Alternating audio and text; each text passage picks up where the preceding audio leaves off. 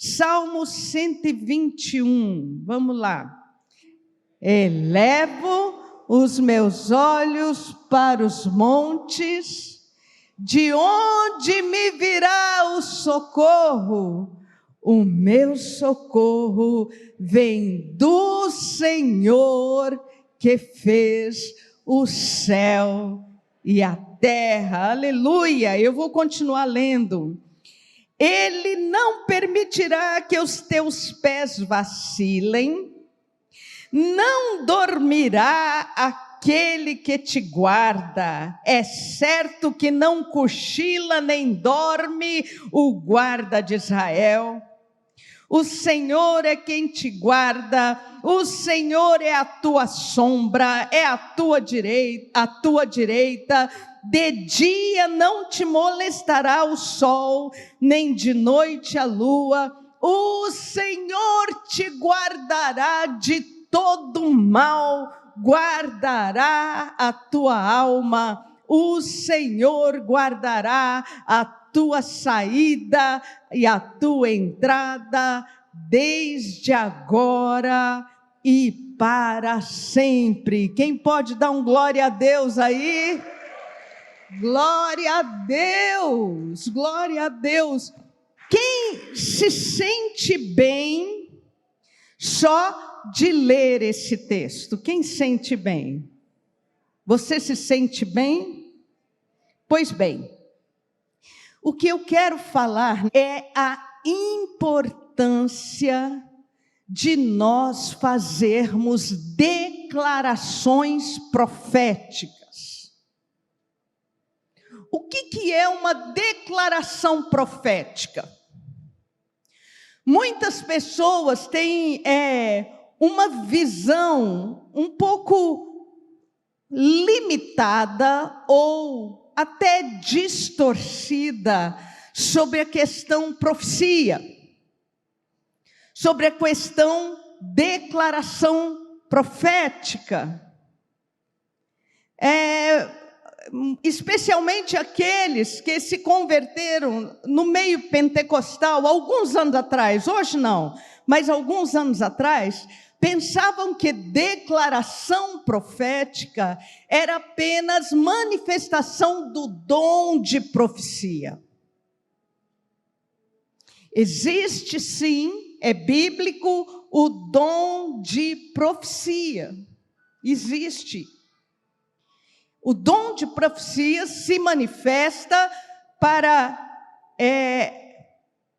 abençoar a igreja, pelo menos deveria ser assim, para abençoar a igreja, para a edificação da igreja, para a exortação da igreja. Mas às vezes existem e existiram muitas distorções, porque o dom de profecia passa pelo viés do profeta. Então existem e existiram muitas distorções, e é por isso que hoje em dia nós não entendemos direito o que é uma declaração profética. Declaração profética é a declaração das verdades da palavra de Deus aplicadas na nossa vida. Isso é declaração profética. Declaração profética é orar a palavra de Deus. Repete comigo isso, fala bem forte, fala assim: declaração profética é declarar em oração a palavra de Deus. Gente, isso é importante demais. Isso é importante demais. Nós cristãos, nós, igreja do Senhor Jesus Cristo, nós somos chamados a ter uma vida de oração. Nós precisamos ter uma vida de oração. Nós precisamos, e escuta o que eu vou te dizer aqui, escuta aqui o que eu vou te dizer. Nós precisamos, e Deus precisa que a igreja entenda e mantenha a oração. Aí você vira para mim e fala assim: ô bispa, Deus precisa? Espera aí, bispa, Deus não precisa de nada. Sabe o que diz a palavra de Deus? Olha aqui, os céus são os céus do Senhor, mas a terra Ele deu-a aos filhos dos homens. Vou repetir. Os céus são os céus do Senhor, mas a terra Ele deu-a aos filhos dos homens. Isso explica a bagunça que é essa terra, não explica? Isso explica as guerras, isso explica a miséria, isso explica o coração endurecido, isso explica as consequências que nós temos neste mundo da queda do homem. Portanto, a oração é a única maneira que Deus tem para que o treino da vontade de Deus venha a essa terra e especialmente a sua vida. Deus fez isso. É claro que Deus pode todas as coisas. E é claro que Deus não precisa de fato da nossa oração, ou não precisaria. Porque Ele é poderoso, Ele tem todo o poder no céu e na terra. Mas essa é a maneira de Deus de incluir você no projeto dEle. De maneira que existem muitas bênçãos lá no céu que não chegaram até você ainda porque você não orou e não pediu. Existem muitas vitórias lá no céu guardadas para você. Existe muita graça de Deus lá no céu guardada para você, mas não chegou até você ainda porque você não ora, porque você não pediu. E declaração profética, gente, declarar a palavra de Deus em oração, declarar a palavra de Deus sobre a minha vida em oração, declarar a palavra de Deus sobre a minha família em oração, é ter certeza de que a vontade de Deus vai ser feita e de que a resposta de Deus vai estar sobre a minha vida. Amém? Então, eu listei aqui, olha, entendeu aí o que é declaração profética? Quem entendeu? Você entendeu o que é declaração profética? Posso te dar uma tarefa para você fazer? Enquanto eu estiver pregando aqui, você vai pensar aí no mínimo 3 declarações da palavra de Deus, e ao final do culto nós vamos declarar, você vai declarar sobre a sua vida, você vai declarar sobre a sua família, declarar sobre a sua casa, e durante essa semana você vai estar declarando essas palavras sobre você. Amém? Pode ser? Declaração em voz alta da palavra de Deus. 121:1. Elevo os meus olhos para os montes, de onde me virá o socorro? Este salmo faz parte de uma coleção de mais ou menos uns 10 ou 14 salmos, que são tidos como salmos de ramagem. Sabe o que é isso?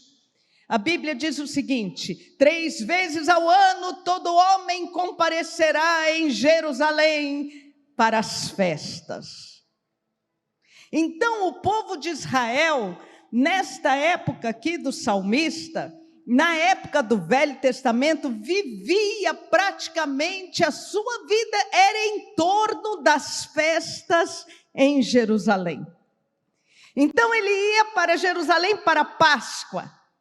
O povo que podia, que tinha condições de viajar, ia para Jerusalém para a Páscoa, para a festa da Páscoa. Ia caminhando no deserto. Ajuntavam-se 2, 3 famílias e eles iam caminhando no deserto. Quem tinha camelo ia de camelo, quem tinha jumento levava jumento, mas na grande maioria eles iam a pé. Você vê essa situação na vida de Jesus, não é? Maria e José foram a Jerusalém com Jesus. Jesus era um menino de 12 anos. E aí, lá no meio de Jerusalém, na hora de ir embora, Maria e José foram embora e acharam que Jesus estava na comitiva, na família. E onde é que Jesus estava? Quem lembra? Jesus estava no templo, falando com os sacerdotes. 2 dias depois, Maria volta para Jerusalém. Nós vemos essa situação. O que as famílias iam falando durante a viagem? Elas iam declarando esses salmos. A viagem tinha perigos. Toda a vida de Israel, todo momento na vida de Israel, eles enfrentaram inimigos. No Velho Testamento eram os amalequitas, eram os filisteus, eram os midianitas, era aquele pessoal todo que morava em volta de Israel. No Novo Testamento, os romanos estavam ali escravizando Israel, sem falar em perigo de bandidos e tal. Então, um pai de família, os pais de família iam andando pelo caminho e eles iam declarando: eu elevo os meus olhos para os montes, de onde me virá o socorro? É a mesma coisa hoje. Quando eu penso em montes, eu penso nos grandes desafios da vida. Quais são os desafios à sua frente? O que você tem que enfrentar essa semana? O que você tem que enfrentar esse mês? Eu olho para vocês aqui e eu conheço algumas histórias. Sai de manhã para trabalhar e tal, de repente um acidente. De repente um acidente. Um acidente com consequências ruins para a família, para os envolvidos. Elevo os meus olhos para os montes, que grande montanha. Filhos, problemas financeiros, problemas na família. Quais são as montanhas à sua frente? Você tem enfrentado montanhas? Às vezes as montanhas são até coisa boa, não é? Eu vou prestar um concurso. Estou me preparando para o concurso. Tenho uma proposta para melhorar a empresa, para expandir o negócio. Elevo os meus olhos para os montes e me pergunto: de onde me virá o socorro? De onde eu tenho ajuda? Onde eu posso buscar ajuda? Eu quero que você responda bem alto, bem forte, lá do fundo do seu coração. Levanta a sua mão e responde: o meu socorro vem do Senhor, que fez o céu e a terra. Glória a Deus. Declaração profética. Quando tudo falhar, que a declaração profética esteja na sua boca: o meu socorro vem de Deus. Quando tudo escurecer na sua frente, que a declaração profética esteja na sua boca: o meu socorro vem de Deus. Quando você estiver lá dentro da sua casa, sabe? Que você põe a mão na cabeça e fala assim: meu Deus, eu não sei o que eu vou fazer. Não sei se eu vou agora para a direita ou para a esquerda. O que eu faço? O que eu faço agora? Levanta a sua mão e fale. Fala junto comigo aí, bem forte. Vamos lá? O meu...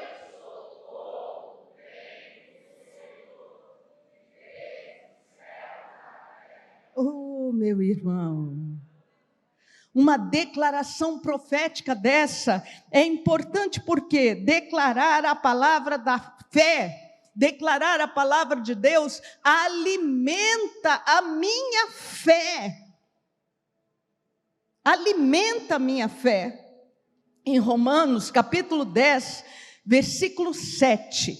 Ou, quem descerá ao abismo, isto é, para levantar Cristo dentre os mortos? Porém, o que se diz, a palavra está perto de você, na sua boca e no seu coração, isto é, a palavra da fé que pregamos. Se com a tua boca confessares a Jesus como Senhor e em teu coração creres que Deus o ressuscitou dos mortos, porque com o coração se crê para a justiça, e com a boca se confessa a respeito da salvação. Eu creio com o meu coração, mas o que eu faço? Eu confesso com a minha boca. Essa é a palavra de fé. Tem pessoas que perguntam assim: por que eu preciso orar em voz alta? Por que eu preciso declarar a palavra em voz alta? Será que não pode ser só na minha mente? Eu já vi gente que fala assim: ô bispa, eu tenho medo de orar sobre isso, porque eu tenho medo do diabo ouvir. Quem já ouviu isso? Quem já sentiu coisa parecida, né? Eu não vou orar sobre isso não, porque eu tenho medo do diabo ouvir. Gente, eu estou falando de declarar a palavra.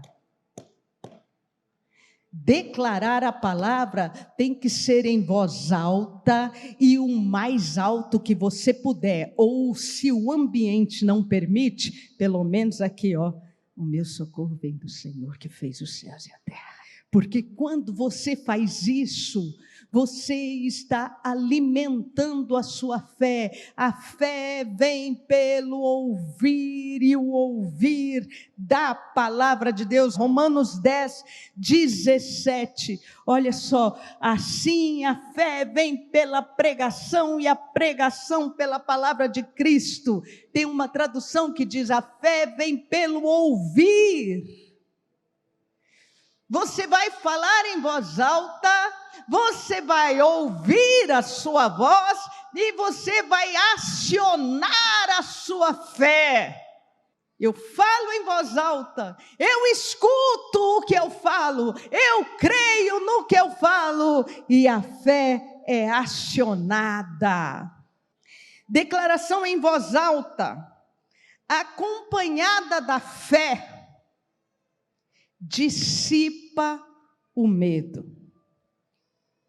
Dissipa o medo. Eu falei como é que esse salmo foi escrito e para que ele foi escrito. Foi exatamente para que as pessoas não tivessem medo durante o caminho até chegar em Jerusalém. Mas quantos são os medos, não é? Quais são os seus medos? Quantos são os medos? Bispo, eu não tenho medo de nada. Até você ter a visão de uma barata voando na sua direção. Eu tenho certeza disso. Não tenho medo de nada, que maravilha. Mas o medo pode paralisar. Medo paralisa. Medo é uma reação natural do nosso corpo ao perigo. É natural. Medo é uma reação natural do nosso corpo frente ao perigo. O medo tem a função de te proteger. Porém, o medo, quando causa angústia, paralisa. Paralisa. Eleva os meus olhos para os montes. Tantas ameaças, tantas dificuldades, tantos problemas. Será que eu tenho coragem de sair? Será que eu tenho coragem de fazer tal viagem? Será que eu tenho coragem de arriscar? Sabe o que a palavra diz sobre o medo? Você pode vencer os seus medos. Você não precisa ficar paralisado ou paralisada pelo medo. Eu vou contar uma história para você. E essa história demonstra perfeitamente o mecanismo do medo. Uma mulher tinha muito medo. E medo de tudo. Medo de tudo. Ela tinha muito medo. E ela começou a orar pedindo a Deus, eu quero vencer o medo. Senhor, eu preciso vencer o medo. Senhor, eu quero vencer o medo. Uma noite ela sonhou. Sabe o que ela sonhou? Que o medo era um gigante. Enorme. Golias. Mas que ela podia conversar com o medo. Foi dado a ela a chance de conversar com o medo. Aí ela chegou para o medo e falou assim, ô medo, eu sei que você é muito grande, eu sei que você é muito feio, mas deve existir uma maneira de te vencer. Qual é a maneira de te vencer, medo? E o medo riu. Me vencer? Nunca. Você não vê o tanto que você é pequena? Como é que você quer me vencer? Nunca. Ela falou, não, medo, eu estou orando e eu sei que tem uma maneira de te vencer. Qual é a maneira de te vencer, medo? Nunca, você nunca vai, você é desprezível. Você nunca vai me vencer. Comigo não funciona assim. Comigo funciona desse jeito. Eu grito e você para. Comigo funciona assim. Eu grito e você para. Não, medo. Eu tenho certeza que tem uma maneira de te vencer. Como é que eu faço para te vencer? Eu estou aqui porque eu quero entender como é que eu faço para te vencer, medo. E o medo virou para ela, já meio sem graça, e falou assim, tem um jeito de me vencer sim. É só você não me obedecer.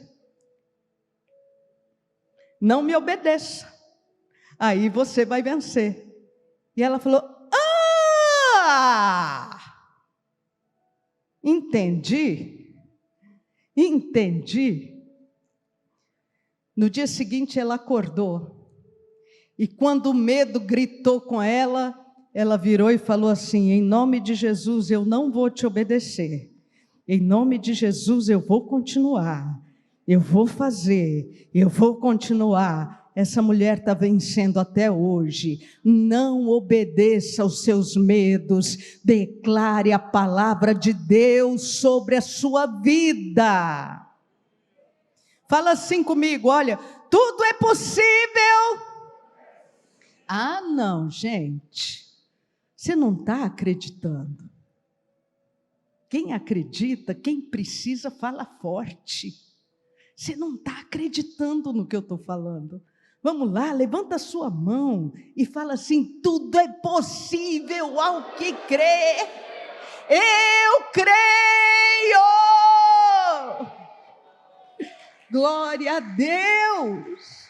Olha aqui, Salmo 34, versículo 8. Salmo 34, versículo 8. Olha o que está escrito aqui: provem e vejam que o Senhor é bom, bem-aventurado aquele que nele se refugia. Prove e veja na sua vida. Sabe como é que você vai provar? Se você abrir a sua boca e falar. Isaías capítulo 41, versículo 10. Isaías 41, versículo 10. Olha o que diz aí: não temas. Fala para o irmão que está aí do seu lado: não tema. Fala para o outro, vai. Não tema. Põe a mão no seu peito e fala assim: não tenha medo. Sabe por quê que você não vai ter medo? Não tema, porque eu, o Senhor, estou com você. Não fique com medo, porque eu sou o seu Deus. Eu lhe dou forças. Sim, eu o ajudo. Sim, eu o seguro com a minha mão direita, a mão da minha justiça. Posso pedir uma coisa para você? Anota esse trecho da palavra de Deus aqui. Anota. Coloca num lugar onde você possa ver. Vamos ler de novo? Leia comigo. Não tema, porque eu estou com você. Não fique com medo, porque eu sou o seu Deus. Eu lhe dou força, sim, eu o ajudo. Levanta a sua mão e fala assim: Deus me ajuda. Você vai declarar, você não vai pedir para Deus te ajudar, você vai declarar, declara sobre a sua vida, fala: Deus me ajuda, eu te ajudo, sim, eu o seguro com a minha mão direita, a mão da minha justiça. Oh, meu irmão, para os montes olharei, de onde me virá o socorro? Deus me ajuda. Deus é comigo, Deus é minha força, Deus segura minha mão, Deus passa comigo pelo vale, ainda que eu ande pelo vale da sombra da morte, não temerei mal algum, porque tu estás aqui comigo. Declaração da palavra de Deus, a declaração da palavra de Deus, declaração profética. Porque eu preciso da declaração profética? Por que você precisa orar declarando a palavra de Deus? Porque Jesus disse, o apóstolo Paulo disse, que a palavra é espada do Espírito. Não é isso que está escrito lá em Efésios? Efésios 6,17. A palavra de Deus é espada do Espírito. Como é que você vai lutar guerras espirituais? E você está inserido numa batalha espiritual, todos os dias. Eu não, bispa. Eu não estou batalhando nada, estou vivendo a minha vida tranquilo. Não funciona assim. Não funciona. Nós temos adversários espirituais. Existem inimigos que estão tentando roubar sua fé nesse instante. Existem inimigos que estão tentando te roubar da palavra de fé nesse instante. Existem inimigos tentando roubar a sua vitória nesse instante. E como é que você combate esses inimigos? Levantando a espada do Espírito. A palavra de Deus. Usem o capacete da salvação e a espada do Espírito, que é a palavra de Deus. Quando você for orar, use a palavra de Deus. Declare a palavra de Deus. Como é que Jesus venceu o diabo no deserto? Quem se lembra? Jesus foi levado ao deserto, está lá em Mateus capítulo 4. Eu já estou terminando, Mateus capítulo 4. Olha o que diz Mateus capítulo 4. A seguir foi Jesus levado pelo Espírito ao deserto para ser tentado pelo diabo.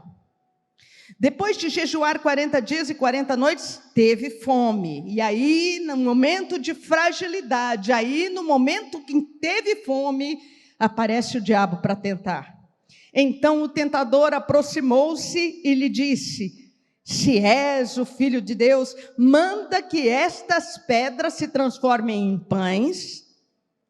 Jesus, porém, respondeu. Olha o que Jesus respondeu. Fala aqui comigo, ó. O que Jesus respondeu? Para aí. O que Jesus respondeu? Bastou.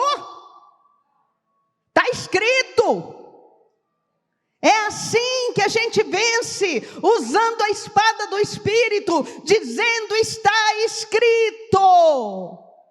Mal algum me sobrevirá, porque aos seus anjos dará ordens a meu respeito. Está escrito: o Senhor é meu pastor, nada me faltará. Está escrito: o meu Deus há de suprir cada uma das vossas necessidades. Está escrito. Não tenha medo, porque eu estou contigo e eu te ajudo. Está escrito. Meu irmão e minha irmã, declare a palavra de Deus na sua vida. Amém?